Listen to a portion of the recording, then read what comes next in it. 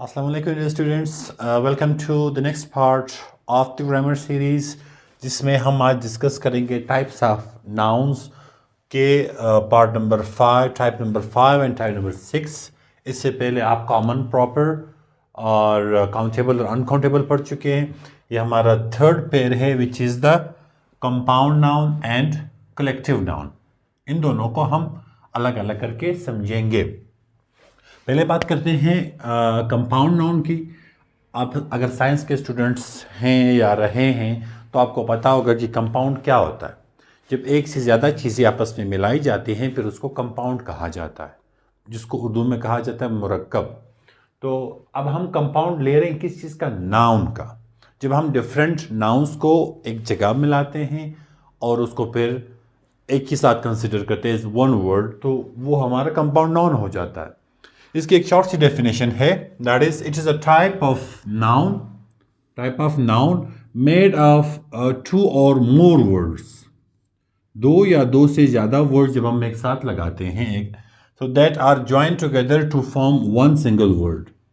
जब एक से ज़्यादा नाउन्स यानी दो से ज़्यादा नाउन्स जब हम एक साथ रखते हैं, उसको एक वर्ड कंसिडर करते हैं, उसको कहा जाता है कंपाउंड नाउन। तो वो एक साथ दो नाउन्स हो सकते हैं, तीन नाउन्स हो सकते हैं और एक ही वर्ड कंसिडर किया जाएगा, that is our compound noun.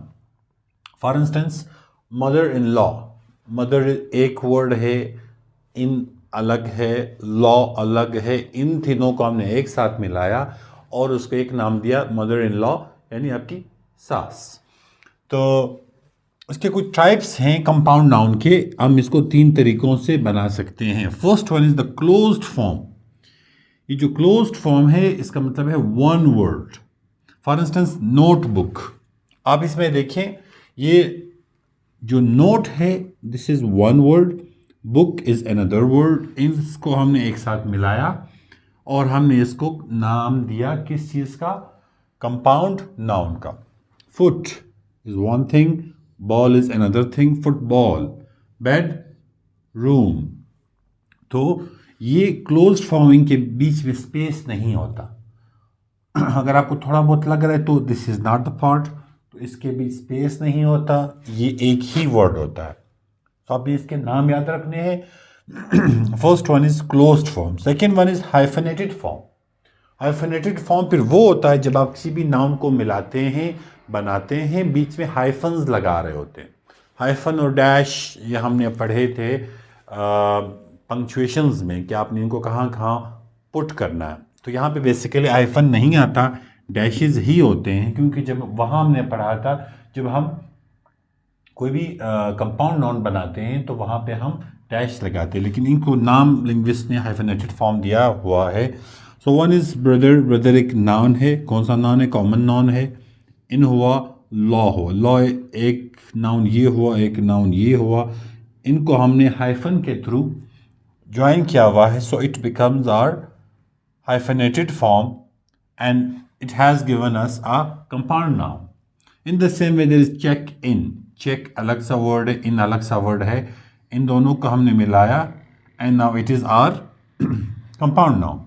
The third one is the open form. Open form में होते हैं हमारे पास separate words, अलग अलग words होते हैं, like bus, stop, अलग अलग words हैं। इनको हम हाइफन के थ्रू भी कनेक्ट नहीं कर रहे हैं, इनको हम एक साथ भी ज्वाइन नहीं कर रहे हैं, अलग अलग रखे हुए लेकिन एक दूसरे के साथ ही यूज हो रहे हैं। बस स्टॉप क्या हुआ हमारे पास? Compound noun. Full moon, police station, तो ये सारे हमारे क्या हुए? हमारे कंपाउंड नाउन बने ये। सो ये आपका कंपाउंड नाउन है जब आप डिफरेंट वर्ड्स को एक साथ मिलाते हो and it is working like a noun, तो ये हमारा क्या बनता है?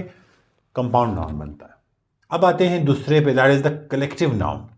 कलेक्टिव वर्ड निकला है कलेक्शन से, जिसका नाउन है कलेक्शन, यानी जब आप डिफरेंट नाउन्स को एक जगह पे मिलाते हैं और उसको एक ही नाम देते हैं। A collective noun names a group और यूनिट। कोई ग्रुप होता है किसी चीज का, तो उसको आप एक नाम देते हैं। फॉर इंस्टेंस आपके पास है आर्मी। अब ये आर्मी वर्ड जो है, आर्मी रिप्रेजेंट्स कितने रैंक्स हैं आपके पास, डिफरेंट रैंक्स आर देयर। आपका सिपाही है, आपका सेकंड लेफ्टिनेंट, लेफ्टिनेंट और brigadier, major, general, chief of army staff वगैरह, ये सारे fall under this one category. तो आप ऐसा नहीं कहते कि यार हमारी जंग हो रही है और हमारे ब्रिगेडियर, कर्नल, मेजर, जनरल और ये सारे जो हैं ये जंग पे जा रहे हैं, नहीं, वही से हमारी आर्मी जा रही है। तो army represents all of them. In the same way there is this word family. अब खानदान है, एक ही नाम है। फैमिली में आपके पास क्या क्या चीज़ें आती हैं, कौन कौन से नाउन हैं? फादर है, मदर है, sister, brother, then daughter, then son, and then etcetera. तो इतने सारे नामों को हम एक नाम देते हैं, दैट इज द फैमिली।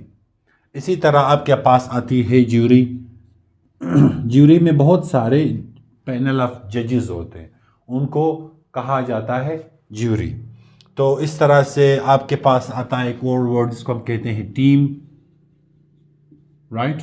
तो टीम में बहुत सारे लोग, बहुत सारे मेंबर्स होते हैं, उसको कहा जाता है collective noun. So in a nutshell, compound noun, अक्सर बच्चे इस कंपाउंड और कलेक्टिव को वो कंफ्यूज हो जाते हैं। अच्छा, यहाँ पे भी तो बहुत सारे नाउन जिनको हमने मिला एक बना दिया, नहीं।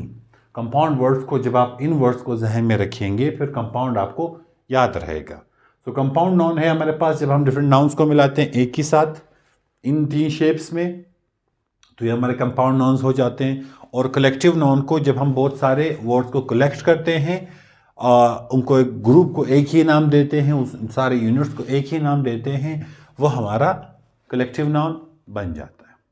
तो आई होप इसमें कोई क्वेश्चन नहीं। If there is any question you can ask me in the comment section. I will see you इंशाल्लाह the next part of it, that would be हमारा एब्स्ट्रैक्ट और एब्स्ट्रैक्ट नाउन और concrete noun हो सकता है। I will see you there in the next part इंशाल्लाह। तब तक के लिए अल्लाह हाफ़िज़।